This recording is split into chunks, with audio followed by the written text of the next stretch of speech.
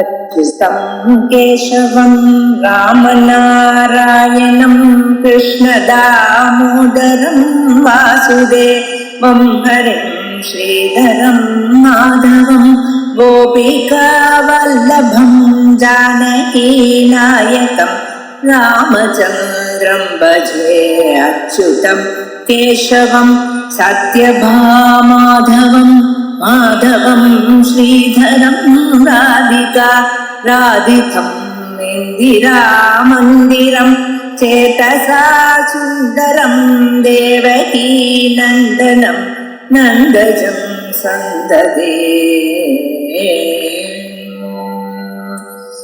सदाशिवसमारम्भां शङ्कराचार्यमध्यमाम् अस्मदाचार्यपर्यन्तां वन्दे गुरुपरम्पराम्. नारायणः परो व्यक्तादण्डमव्यक्तसम्भवम् अण्डस्यान्तस्त्विमे लोका सप्तद्वीपा च मेदिनी. श्रीभगवानुवाच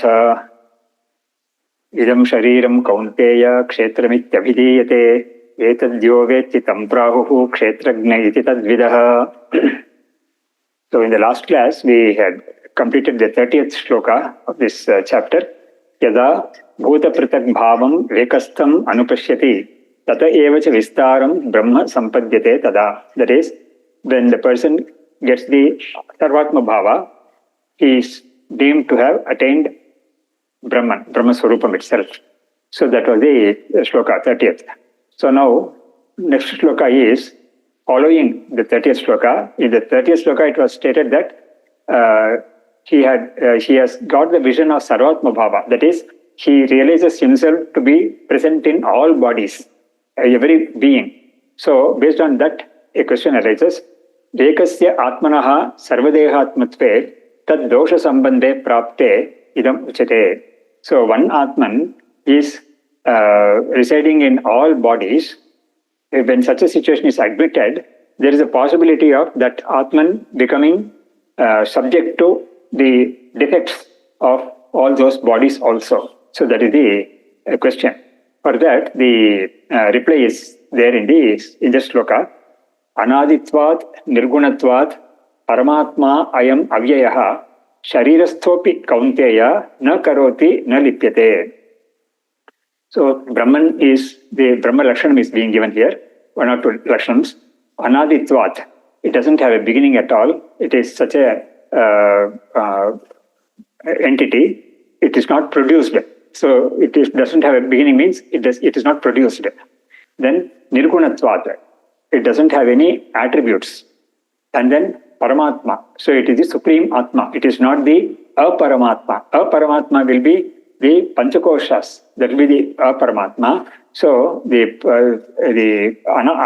Paramatma will be the one which is beyond the Panchakoshas, which has transcended the Panchakoshas. Then I am Avyayaha. So it is something which is immutable. That is, it doesn't undergo any changes. It doesn't become reduced or become extinct because of reduction.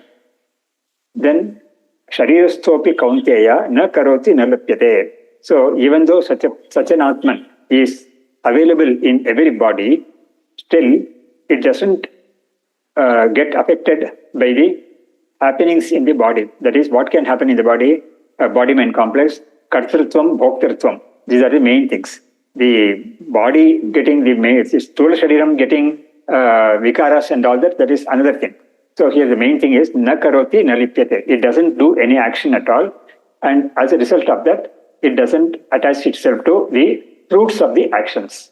So because in a body-mind complex, definitely actions keep taking place, and the jiva, based on his previous karma and all that, the jiva will be experiencing the fruit of his previous actions, and that will be sukham and dukkham. So the Atman which is available in the body will not be affected by the happenings in the body like kartartvam and bhoktartvam. So that is the gist of this shloka. Bhagavad Gita engages in a discussion also in this Bhashyam. Anaditvat, anadehe bhavaha anaditvam.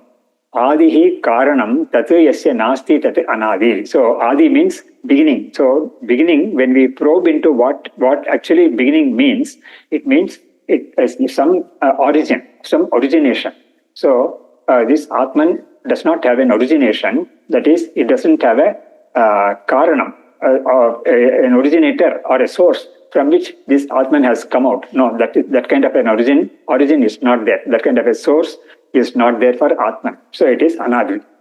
Yadhi adimat tat svena atmana vyeti ayam tu anaditvat niravayavaha iti kritva na vyeti. So whatever is having an origin or a beginning, that will come to an end by due to a course.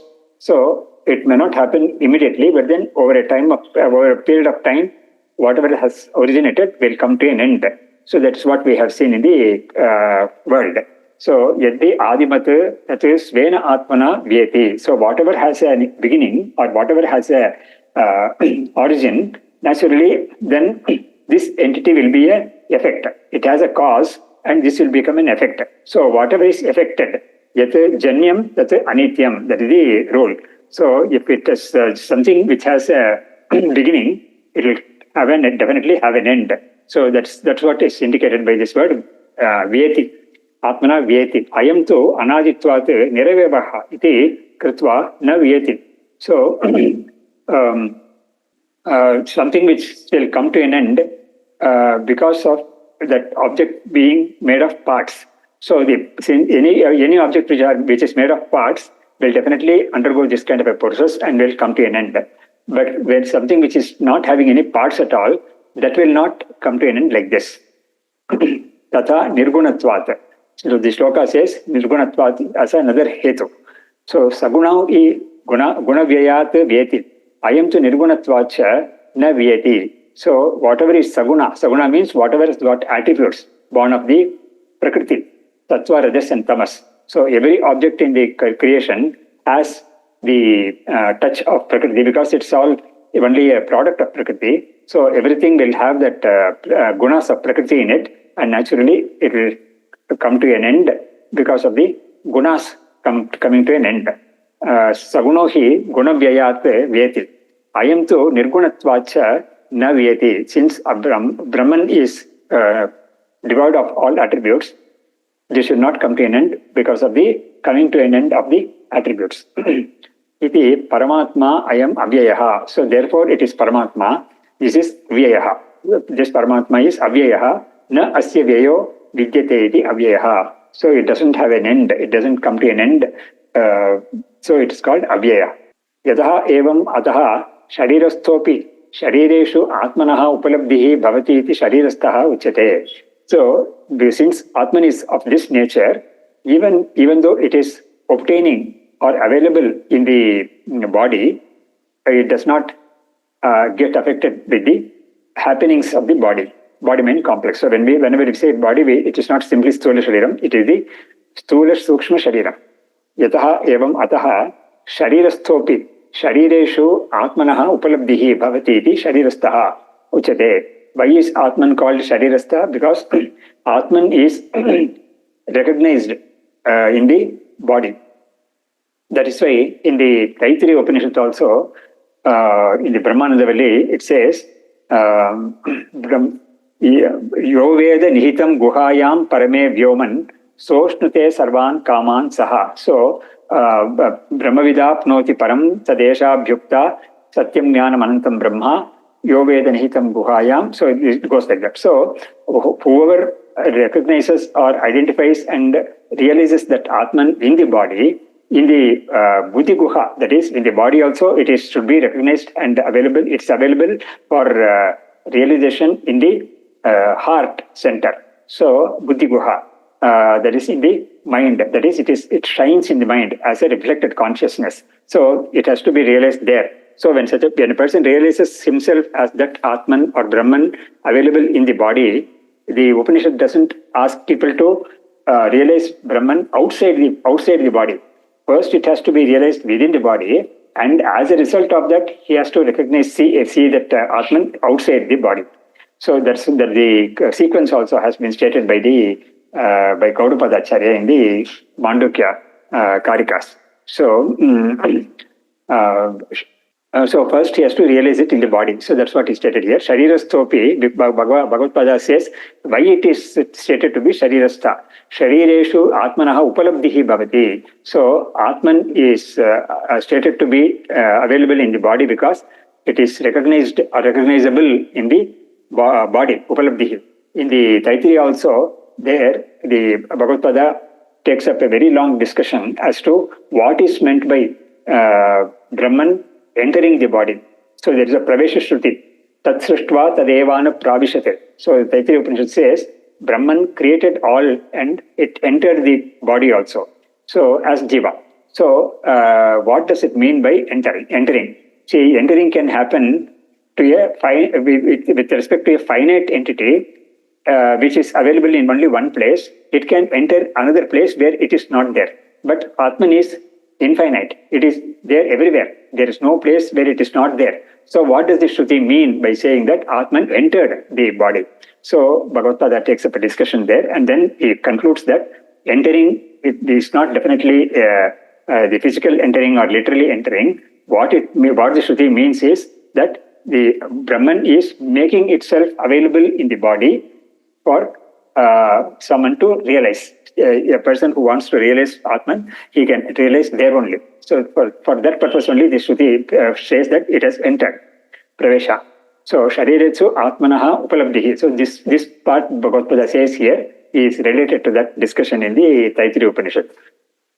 Bhavatiti Sharirasthaha Uchyate Tathapi na karoti. Even though the Atman is in the body, it doesn't act, it doesn't do anything. Tad akaranadeva tat phalena nalipyate. So the shloka says, na karoti na lipyate. So only when there is a kartrutvam, there will be bhoktrutvam which follows. So here, since there is no kartrutvam at all, there is no bhoktrutvam also for Atman in the body. Tad akaranadeva tat phalena na lipyate. Yo hi karta sa karma phalena lipyate. Bhagavad Pada gives that niyama, that rule, inescapable rule, that whoever does an action, he is bound to reap the fruits of the action. So, yo hi karta, yah karta sa bhokta. So, that is the rule. Bhagavad Pada puts it in this way, yo hi karta sa karma phalena lipyate. So, he will definitely be, he will come to attach himself with the fruits of the action that he has performed. Ayam tu akarta. Ataha na phalena lipyate ityartaha. So this Atman is, he first states a general rule, and then he says this Atman is an exception. Ayam tu akarta, ataha na phalena lipyate ityartaha. Then Bhagavad Pada takes up a question.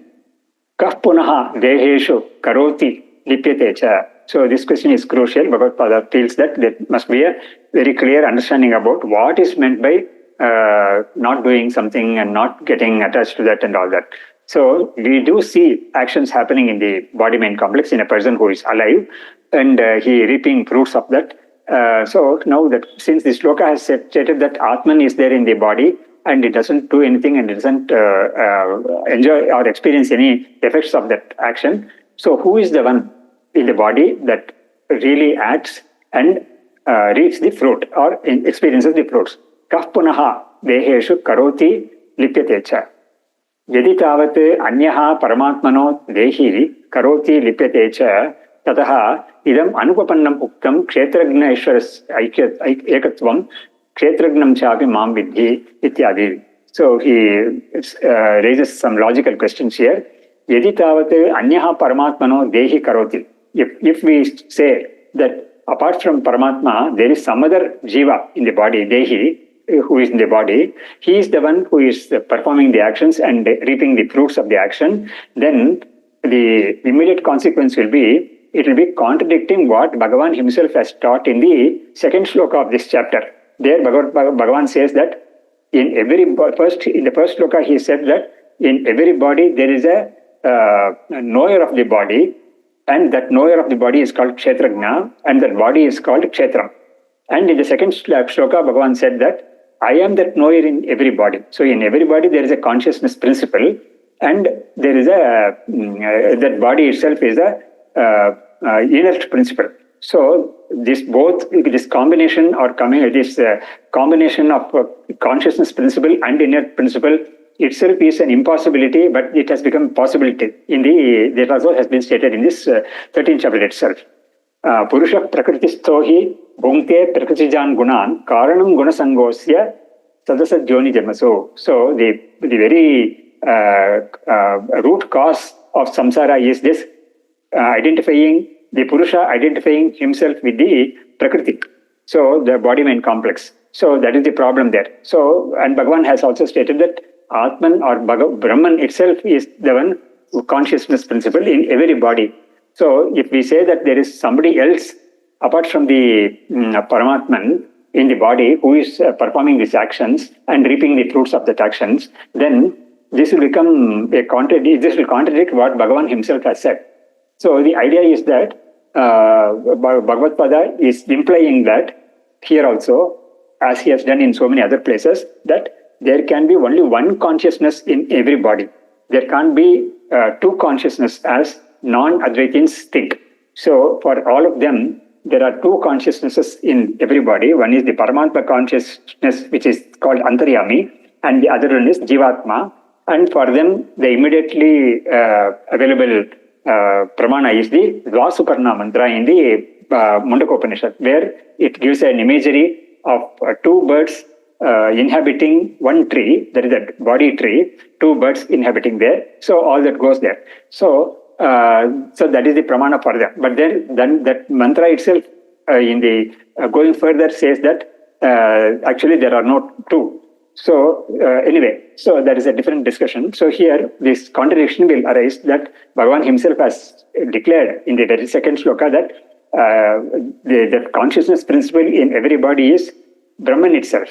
So atha nasti ishwarat anyaha dehi kah karoti lipete cha. So if in case we say that okay, there is no other entity apart from Ishvara, that is apart from Brahman in this body, then who is the one who is performing the actions and reaping the fruits? So that question also has to be answered. Iti vachyam. So that also has to be answered. Parova nasti iti sarvatha durvigneyam durvachyam cha iti bhagavat proktam Upanishadam darshanam parityaktam vaisheshikaihi sankhya arhata bauddhaishcha. So if we say that, okay, since there is no other entity other than this Brahman in the body, if we don't accept the Jiva, there are some people who do not accept Brahman also in the body. So who are they? They are the Sankhyas, they are the Jainas, the Bauddhas, and the Vaisheshikas. So they don't accept a concept, they don't have a concept called Brahman. So they have only one Jiva, and some of these, like for example, the Vaisheshikas, they accept Ishvara. Bauddhas and Jainas, they don't have they are called Nastika schools. And then Sankhyas also, they are Nirishwaravadis. So Bhagavad Gita says here, Paro va paraha is Brahman. Va nasti iti, then there is, if the Jiva is denied in the body, that is as a Karta Bhokta, then if we deny Brahman also as a non-doer, since we are not able to account for the doer there, then Sarvatha Durvigneyam Durvachyam Chaiti, then this Vedantic teaching which Bhagavan is being stated, is teaching here, Bhagavad Proktam, Upanishadam Darshanam, Parityaktam Vaisheshikaihi. So they have rejected this Upanishadam Darshanam because they thought that it is impossible to know or recognize that Brahman which the Upanishads are teaching. So that is the problem here. Tatra ayam pariharaha bhagavata sveneva uktaha. So what is the solution for this? Then Bhagavad Pada says that Bhagavan himself has given the solution here. Sobhavastu pravartate in the 5th chapter, 14th shloka in the 5th chapter. There he says that na karturtvam na karmani lokasya shriti prabhu na karmapala sanyogam sobhavastu pravartate. There is the shloka, full shloka there. So that Bhagavan himself has said that shloka in the 5th chapter. What it says is, Paramatma does not create any doership. Na karturtvam, na karmani, not action, no actions. Na karmapala sanyogam. And Paramatma does not involve himself in connecting the jivas with the fruits of their actions. So Bhagavan says that Bhagavan is totally nirlipta, that is, he is tatastha, he is completely aloof from all these things. But then who is the one who is doing these things? Bhagavan says that Swabhavastu pravartate. Swabhava is Maya or Avidya. Bhagavad Pada has defined Swabhava as Avidya. Swabhavaha. So Swabhavastu pravartate. So it is all Maya which is which is creating the appearance of doing, experiencing the fruits and all that, and taking the jiva, bhava, taking birth again and again. So all this is a play of Maya. So then Bhagavad Gita explains himself, avidya matra swabhavo hi karoti lipyate iti vyavaharo bhavati nato paramarthataha ekasmin paramatmani tat asti. So Bhagavad Gita explains the meaning of that shloka he is citing. Avidya matra swabhavaha hi karoti lipyate. So avidya is the one which is doing actions, and that's the one which is experiencing the fruits of the actions. That is, in the third chapter also it has been stated that Prakriti hi karmani, the actions are performed by the Prakriti only, but ahankara vimodhatma karta iti ahamiti manyate. So the jiva who is identifying himself with the ahankara tattvam, he thinks that he is the doer, but actually every action is happening only due to Prakriti. So that is also being condensed in this shloka. Avidya matra swabhavo hi karoti lipyate iti vyavaharo bhavati nato paramarthataha ekasmin paramatmani tadasti. So in that paramatman, from the absolute standpoint, this action and experiencing the action, these things do not happen there at all. So in that state, it is all simply no action. It is naishkarmyam. It is simply silence. And that is why the Mandukya Upanishad in the 7th mantra says that Shantam Shivam Advaitam Prapanchopashamam. So it says that there is nothing, there is no way that Brahman is attached or contacting the Prakriti at all. So totally free from Prakriti, that Atman, that is Brahman. So that Upanishad itself says that it is the Atman. Sa Atma sa Vignayaha. So after saying that Prapanchopashamam Shantam Shivam Advaitam,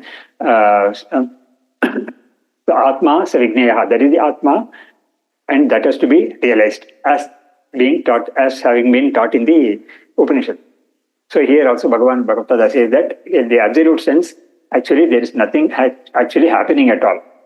Adaha etasmin paramartha sankhya darshane sthitanam jnananishthana paramahamsa parivirajakanam tiraskrita avidya vyavaharanam karmadhikaro nasti iti tatra darshitam bhagavata. So Bhagavan Bhagavad took up this discussion to give us the clear idea as to what really is happening in the body and who, because of what these actions and experiencing the sukham, dukkam and all that is happening, and also to show that the jiva who has realized himself to be Brahman, that Brahman jiva will not have any action to do at all. That is, the Shruti cannot enjoin upon him any action. Bhagavad Gita is mentioning this because at his time there was a school which was very, very adamant in saying that, okay, we agree that Paramartha Jnanam, Advaita Jnanam is required for moksha, but then that moksha can be attained by this jiva who has become an enlightened one only if he keeps performing the ordained duties till his death. So only such a person can get moksha, but not anybody else who was without the performing of action. Mere jnanam will not give moksha. So that kind of a school was there. And Bhagavad Gita has refuted that school several times. In the Gita also several times he has done that. So this is also one such occasion. So ataha etasmin paramartha sankhya darshane. So sankhya darshanam, he has already said that they are not Vedantins. So here, this second chapter itself is called Sankhya Yoga. So Sankhya means, Bhagavad Gita has explained that word also. It is that which states that the tattvam, how many tattvas are there, and then how Vedanta is teaching those tattvas, and how a person can become a jnani by analyzing these tattvas as taught by the Upanishads. So, yataha echasmin, this Vedanta is called Paramartha Sankhya, whereas that Sankhya Darshanam is not Paramartha Sankhya, it is Aparamartha Sankhya. So, adaha echasmin Paramartha Sankhya Darshane Sthitanam Jnananishtanam. So, those who have realized the Atman by practicing the methods taught by the Vedanta, that's called Paramartha Sankhya. Sthitanam Jnananishtanam Paramahamsa Parivirajakanam. Bhagavad Gita also is very particular that a person who takes up this sadhana will be someone who is a sannyasi. Paramahamsa Parivirajakanam Tiraskrita Avidya Vyavaharanam. So they have given up the actions totally by renouncing the actions in the method stated in the Veda. So Tiraskrita Avidya Vyavaharanam. So they have they have concluded Parikshya Lokan Karmasitan Brahmano Nirvedamayat Nastyakrita Kritena Vijnanartham sa Gurumeva Abhigachet Samitpanihi Shrotrim Brahmanishtam. That is the teaching in the Mundaka Upanishad. So the person who is inquiring, who is of the nature of analyzing, he studies the base of the world, and then he concludes that the Paratattva, that is the absolute truth, cannot be attained through actions. So he concludes that, and then he gives up all actions, and he approaches a teacher to get that knowledge. So that's it. That's what is indicated by Bhagavad Gita here. Paramahamsa Parivirajakanam Tiraskrita Avidya Vyavaharanam. All Vyavaharas of Kartartvam and all that is because of Avidya, and these people have known that, and they have given up all those actions. So Karmadikaro Nasti, for such people, there is no way they can be forced to or enjoined to perform actions. Karma adhikara nasti. They don't have the adhikara itself for karma because of their such an understanding. Iti tatra tatra darshitam bhagavata. Bhagavan has shown this in many places in the Gita itself. Okay, now anaditvat nirgunatvat paramatmayam abhyayaha sharirasthopi kaunteya na karoti na lipyate. So in this 32nd shloka, Kimiva na karoti na lipyate iti atra drishtantamaha. So an analogy is being given to substantiate the claim made in the previous shloka that the Paramatman does not do anything and it is not attached to anything, even though it is available in the body. Yatha sarvagatam saukshmyat akasham nopalipyate sarvatra avasthito dehe tatha atma nopalipyate. So the analogy is ether, akasha, even though it is everywhere. That is, everything is contained in akasha, but akasha doesn't get attached to anything because of the nature of akasha. Yatha sarvagatam saukshmyat, because the reason also is given by Bhagavan here, because it is extremely subtle. So only material things which are gross, they can get attached to something, but not something which is extremely subtle. So yatha sarvagatam, it is all pervading, and it is saukshmam also. It is extremely subtle also. Akasham no palipyate, so it doesn't get attached to anything. In the same way, sarvatra avasthitoha dehe paramatma, this atma does not get attached. So sarvatra avasthita means it is available in all the bodies in the creation. So the Bhashyam is one line only. Yatha sarvagatam vyapi, sarvagatam means vyapi, sarva vyapi, api tat saukshmyat sukshma bhavat akasham kam, akasham means kam, that is ether, na upalipyate, na sambadhyate, it doesn't get attached to anything. Sarvatra avasthitaha dehe yatha tatha atma na upalipyate. So in all bodies this atma is available, yet it does not get attached. So here also atma is ati sukshmam, it is not material, and it is all pervading, so it doesn't get attached to anything, even though it is found everywhere. It is there in all bodies. So in this session, there are only 2 more shlokas. We can take them up in the next class and conclude. Narayana paro vyakta-dandam avyakta sambhavam andasyantosti me loka saptadvipa cha medini vidya vinaya sampannam vitaragam vivekinam vande vedanta tattvagnam vidushekara bharatim. Om Tat Sate.